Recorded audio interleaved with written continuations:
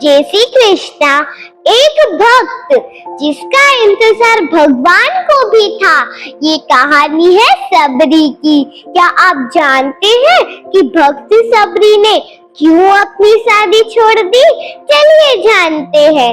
सबरी एक साधारण वनवासी लड़की थी। उसकी शादी की तैयारियां हो रही थी और शादी में भोज के लिए सैकड़ों पशुओं की बलि दी जा रही थी। उन बेजुबान जानवरों के प्रति करुणा से भरकर सबरी ने सोचा कि मेरी खुशी के लिए उनकी जान नहीं जानी चाहिए।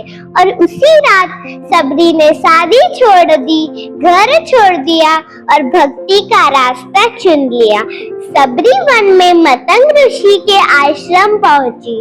अपनी जाति और अशिक्षित होने के कारण उन्होंने सीधा आश्रम में प्रवेश नहीं किया, बल्कि रात के अंधेरे में चुपके से ऋषि के मार्ग की सफाई करती और लकड़ियां बीनकर रखती थी। एक दिन ऋषि ने सबरी को देख लिया। उनकी सेवा से प्रसन्न होकर ऋषि ने उसे अपनी शिष्या के रूप में स्वीकार किया। जब मतंग ऋषि का अंत समय निकट आया तो उन्होंने सबरी से कहा कि धैर्य रखो, एक दिन प्रभु श्री राम स्वयं तुम्हारी कुटिया में आएंगे। ऋषि की बातों पर अटूट विश्वास करते हुए सबरी ने कई दशकों तक हर दिन रास्ते को फूलों से सजाया और ताजे फल एकत्रित किए। साल बीत गए, उम्र बीत गई, पर इंतजार नहीं टूटा। फिर वो दिन आया।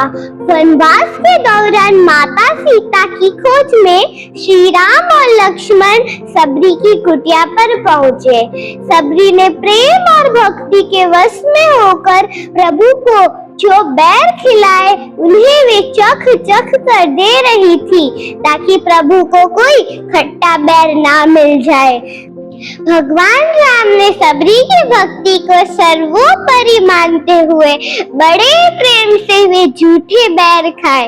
उस दिन दुनिया ने देखा, भगवान को धन नहीं भाव चाहिए। अहंकार हार गया, भक्ति जीत गई।